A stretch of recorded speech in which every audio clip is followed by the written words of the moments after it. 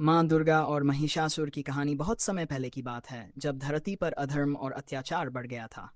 उस समय एक अत्यंत शक्तिशाली राक्षस था, महिषासुर। उसने कठोर तपस्या करके भगवान ब्रह्मा को प्रसन्न किया और उनसे वरदान प्राप्त किया कि कोई भी देवता या पुरुष उसे मार नहीं सकेगा। इस वरदान को पाकर महिषासुर अत्याचारी बन गया। उसने स्वर्गलोक पर आक्रमण कर दिया और सभी देवताओं को हरा दिया। इंद्रदेव सहित सभी देवता डरकर इधर उधर छिप गए। महिषासुर ने पूरे स्वर्ग पर कब्जा कर लिया और खुद को सबसे शक्तिशाली घोषित कर दिया। देवताओं की यह स्थिति देखकर सभी देवता भगवान विष्णु और भगवान शिव के पास पहुंचे। उन्होंने अपनी समस्या बताई और मदद दी। तब भगवान विष्णु और भगवान शिव ने मिलकर एक योजना बनाई।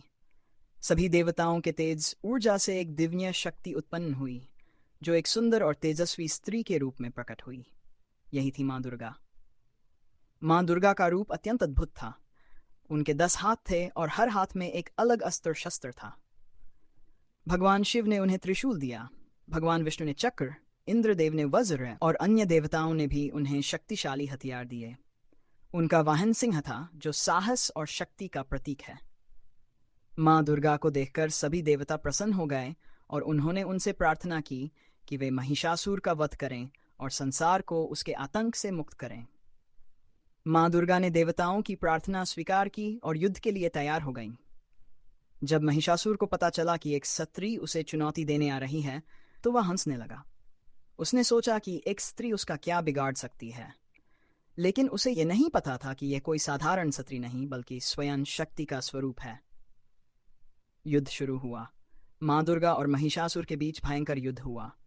महिषासुर कभी भैंसे का रूप लेता, कभी शेर का, तो कभी हाथी का। वह बार बार अपना रूप बदलकर माँ दुर्गा को भ्रमित करने की कोशिश करता, लेकिन माँ दुर्गा हर बार उसका सामना पूरी शक्ति और बुद्धि से करती रहीं।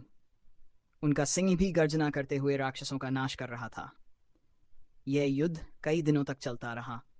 अंत में जब महिषासुर भैंसे के रूप में आया, तब माँ दुर्गा ने अपने त्रिशूल से उस पर प्रहार किया। महिषासुर घायल होकर गिर पड़ा। उसी समय माँ दुर्गा ने उसे मार गिराया और इस तरह अधर्म पर धर्म की विजय हुई। देवताओं ने खुशी मनाई और माँ दुर्गा की जय जयकार करने लगे। उन्होंने कहा कि माँ दुर्गा ही इस संसार की सच्ची रक्षक हैं। तभी से हर साल नवरात्रि का त्योहार मनाया जाता है, जिसमें माँ दुर्गा की पूजा की जाती है।